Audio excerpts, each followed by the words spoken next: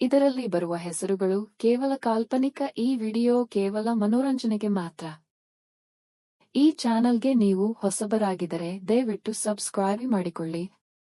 ಬನ್ನಿ ಗೆಳೆಯರೇ, ಕತೆ ಶುರು ಮಾಡೋಣ. ನನ್ನ ಹೆಸರು ಹರ್ಷಿತಾ. ನನಗೆ 20 ವರ್ಷ. ನಾನು ದಿನ ಕಾಲೇಜಿಗೆ ಹೋಗಿ ಬರುವುದು ಮತ್ತೆ ಮನೆ ಕೆಲಸ ಮಾಡುವುದು ಅಷ್ಟೇ ನನ್ನ ದಿನದ ಹವ್ಯಾಸವಾಗಿತ್ತು.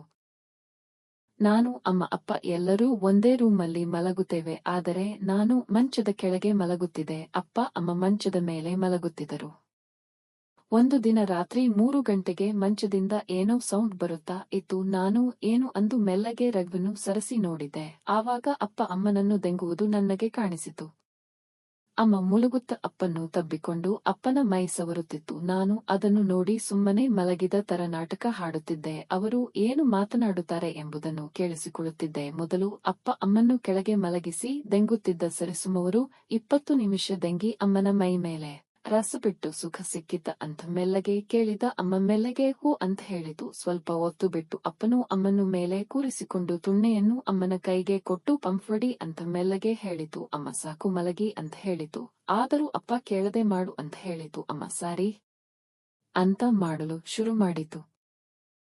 ಅಪ್ಪ ತುಣ್ಣೆಯನ್ನು ಮೇಲೆ ಮಾಡಿ ಮಲಗಿದ್ದ ಅಮ್ಮನನ್ನು ಮೇಲೆ ಕೂರಿಸಿಕೊಂಡಿದ್ದ. ಮೆಲ್ಲಗೆ ಅಮ್ಮ ಅಪ್ಪನ 2 ಕಾಲ ಮೇಲೆ ಕೈ ಇಟ್ಟು ಮೇಲೆ ಕೆಳಗೆ ಮಾಡಿಕೊಳ್ಳುತ್ತಿತ್ತು.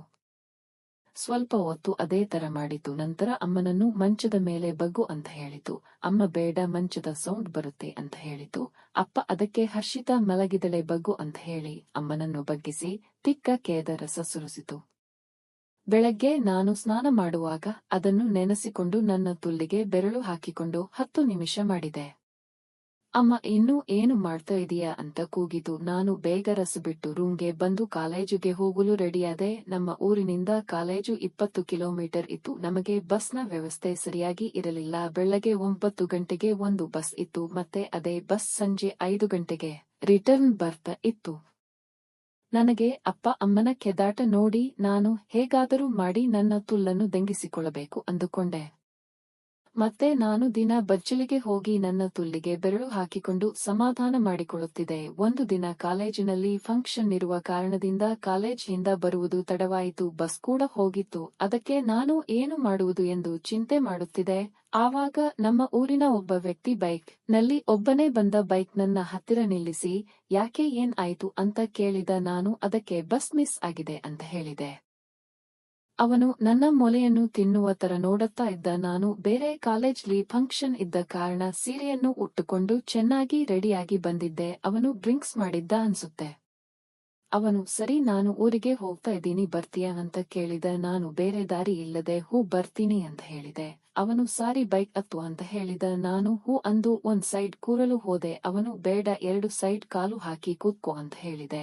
ನಾನು ಸರಿ ಅಂತ ಸಿರಿ ಸ್ವಲ್ಪ ಮೇಲಕ್ಕೆ ಎತ್ತಿ ಕುಳಿತುಕೊಂಡೆ. ನಮ್ಮ ಊರಿನ ದಾರಿ ಸರಿಯಾಗಿ ಇರಲಿಲ್ಲ. ಅದು ಕಾಡು ದಾರಿಯೂ ಆಗಿತ್ತು. ಟೈಮ್ ಬೇರೆ 7 ಗಂಟೆ ಆಗಿತ್ತು. ಸ್ವಲ್ಪ ಕತ್ತಲು ಆವರಿಸಿತ್ತು. ಅವನು ಬೇಕು ಅಂತ ಬ್ರೇಕ್ ಹಾಕಿ ನನ್ನ ಮೊಲೆ ಅವನಿಗೆ ಟಚ್ ಆಗೋತರ ಮಾಡುತ್ತಿದ್ದ. ನಾನು ಸುಮ್ಮನೆ ಕೂತುಕೊಂಡಿದ್ದೆ. ಅವನು 10 ಕಿಲೋಮೀಟರ್ ಬಂದು ಬೈಕ್ ಆಫ್ ಮಾಡಿದ. ನಾನು ಅದಕ್ಕೆ ಏನು ಆಯಿತು ಅಂತ ಕೇಳಿದೆ. ಅವನು ನಂಗೂ ಗೊತ್ತಿಲ್ಲ, 1 ನಿಮಿಷ ಚೆಕ್ ಮಾಡ್ತೀನಿ ಅಂತ ಹೇಳಿದ. ನಾನು ಸರಿ ಅಂತ ಹೇಳಿದೆ. ಅವನು ನೋಡಲು ತುಂಬಾ ದಷ್ಟಪುಷ್ಟವಾಗಿದ್ದ. ಸಾರಿ ಸುಮಾರು 7 ಹಾಡಿ ಇದ್ದ ಅನಿಸುತ್ತೆ. ಅವನು ಲುಂಗಿ ಹಾಕಿಕೊಂಡು ಬಂದಿದ್ದ. ಲುಂಗಿಯಲ್ಲಿ ಅವನ ತುಣ್ಣೆ ಎದ್ದು ಕಾಣಿಸುತ್ತಿತ್ತು. ಅವನ ತುಣ್ಣೆ ನೋಡಿ ನನಗೆ ದೆಂಗಿಸಿಕೊಳ್ಳಬೇಕು ಅನಿಸಿತು. ಬೈಕ್ ಸರಿ ಮಾಡಿ ಮತ್ತೆ ಹಾಗೆ ಮುಂದೆ ಹೋದೆವು. ಅವನು ಮತ್ತೆ ಬ್ರೇಕ್ ಹಾಕಲು ಶುರು ಮಾಡಿದ. ನಾನು ಮೆಲ್ಲಗೆ ಅವನ ಲುಂಗಿಯೊಳಗೆ ಕೈ ಹಾಕಿದೆ. ಅವನ ತುಣ್ಣೆ ಎದ್ದು ನಿಂತಿತ್ತು. ನಾನು ಹಾಗೆ ಕೈ ಪಂಪ್ ಹೊಡೆಯಲು ಶುರು ಮಾಡಿದೆ. ಅವನು ಬೈಕ್ನ್ನು ಕಾಡಿನ ಕಡೆಗೆ ತಿರುಗಿಸಿದ. ಸ್ವಲ್ಪ ಕಾಡಿನ ಒಳಗೆ ಹೋಗಿ ಅಲ್ಲೇ ಬೈಕ್ ಸೈಡ್ ಹಾಕಿದ. ನಾನು ಕೆಳಗೆ ಹೇಳಿದು. ಅವನ ತುಣ್ಣೆಯನ್ನು ಬಾಯಿಯಲ್ಲಿ ಹಾಕಿ ಚಿಪ್ಪಲು ಶುರು ಮಾಡಿದೆ. ಅವನು ನನ್ನ ಕೂದಲು ಹಿಡಿದು ತಲೆಯನ್ನು ಮುಂದೆ ಹಿಂದೆ ಮಾಡುತ್ತಿದ್ದ. ಹಾಗೆ ಲುಂಗಿ ಕೆಳಗೆ ಹಾಸಿ ನನ್ನ ಮಲಗಿಸಿ ನನ್ನ ಎಲ್ಲಾ ಸೀರೆಯನ್ನು ಬಿಚ್ಚಿ ಬೈಕ್ ಮೇಲೆ ಹಾಕಿದ. ನಾನು ಏನು ಮಾಡ್ತಾ ಇದೀಯಾ ಅಂತ ಕೇಳಿದೆ. ಸ್ವಲ್ಪ ಹೊತ್ತು ತಡಿ, ನಿಂಗೆ ಗೊತ್ತು ಆಗುತ್ತೆ ಅಂತ ಹೇಳಿದ. ನನ್ನ ಮೈ ಎಲ್ಲ ಬಾಯಿಂದ ನೆಕ್ಕಿದ ನಂತರ ಅವನ ದಪ್ಪ ತುಣ್ಣೆಯನ್ನು ನನ್ನ ಕೈಗೆ ಕೊಟ್ಟು ಕೈ ಪಂಪ್ ಮಾಡು ಅಂದ. ಅವನು ನನ್ನ ದಪ್ಪನೆಯ ಮೊಲೆ ಅದುಮುತ್ತಿದ್ದ. ಮೆಲ್ಲಗೆ ನನ್ನ ತುಲ್ಲಿಗೆ ಬಾಯಿ ಹಾಕಿ ಚಿಪ್ಪಲು ಶುರು ಮಾಡಿದ. 10 ನಿಮಿಷ ನನ್ನ ತುಲ್ಲನ್ನು ಚೀಪಿ ರಸ ಬರಿಸಿದ. ಆಮೇಲೆ ಬಂದಿರುವ ರಸವನ್ನು ಸ್ವಲ್ಪನೂ ಬಿಡದೆ ಕುಡಿದ. ಮತ್ತೆ ಅವನ ದಪ್ಪನೆಯ ತುಣ್ಣಿ ನನ್ನ ತುಲ್ಲಿನ ಮೇಲೆ ಇಟ್ಟು ಉಜ್ಜಿದ. ಅವನ ತುಣ್ಣೆ ಬಹಳ ಬೀಸಿ ಇತ್ತು.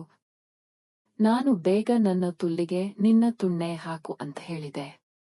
ಅವನು ನನ್ನ ತುಲ್ಲಿಗೆ ಕಿಸ್ ಕೊಟ್ಟು ಮೆಲ್ಲಗೆ ಹಡಲು ಶುರು ಮಾಡಿದ. ಅವನ ತುಣ್ಣೆ ನನ್ನ ತುಲ್ಲಿನ ಹೊಳಗೆ ಹೋಗಿ ಬರುವಾಗ ನನಗೆ ಏನೋ ಒಂಥರ ಖುಷಿ ಆಯಿತು. ಮತ್ತೆ ಅವನು ಜೋರಾಗಿ ಮಾಡಲು ಆರಂಭಿಸಿದ. ಅವನ ಹೊಡೆತಕ್ಕೆ ನನ್ನ ತುಲ್ಲಿನಲ್ಲಿ ರಕ್ತ ಬಂದಿತು.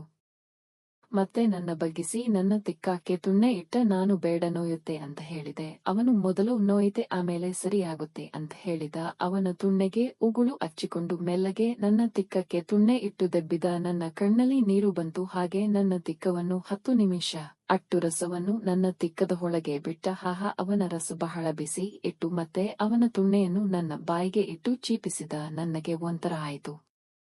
ನಾನು ಅವನ ಫೋನ್ ತಗೊಂಡು ಮನೆಗೆ ಕಾಲ್ ಮಾಡಿದೆ. ಅಪ್ಪ ಫೋನ್ ಪಿಕ್ ಮಾಡಿತು. ಅಪ್ಪ, ನಾನು ನನ್ನ ಫ್ರೆಂಡ್ ರೂಮಲ್ಲಿ ಉಳಿದುಕೊಳ್ಳುತ್ತೇನೆ ಅಂತ ಹೇಳಿದೆ. ಅಪ್ಪ ಸರಿ ಹುಷಾರು ಅಂತ ಹೇಳಿ ಕಾಲ್ ಕಟ್ ಮಾಡಿತು. ನಾನು ಅವನ ಜೊತೆ ರಾತ್ರಿಯೆಲ್ಲ ದಂಗಿಸಿಕೊಂಡು ಸುಖದಲ್ಲಿ ತೇಲುತ್ತಿದ್ದೆ. ಮತ್ತೆ ಅವನ ಫೋನ್ ನಂಬರ್ ತಗೊಂಡು ನನಗೆ ಯಾವಾಗ ದಂಗಿಸಿಕೊಳ್ಳಬೇಕು ಅನಿಸುತ್ತೋ ಆವಾಗೆಲ್ಲ ಅವನಿಗೆ ಕಾಲ್ ಮಾಡಿ ರಾತ್ರಿಯೆಲ್ಲ ದಂಗಿಸಿಕೊಳ್ಳುತ್ತಿದ್ದೆ. ಕತೆ ಇಷ್ಟವಾದರೆ ದಯವಿಟ್ಟು ಸಬ್ಸ್ಕ್ರೈಬ್ ಮಾಡಿಕೊಂಡು ಲೈಕ್ ಮಾಡಿ, ಮತ್ತೆ ನಿಮ್ಮ ಗೆಳೆಯರಿಗೂ ತಪ್ಪದೇ ಶೇರ್ ಮಾಡಿ. ಧನ್ಯವಾದಗಳು.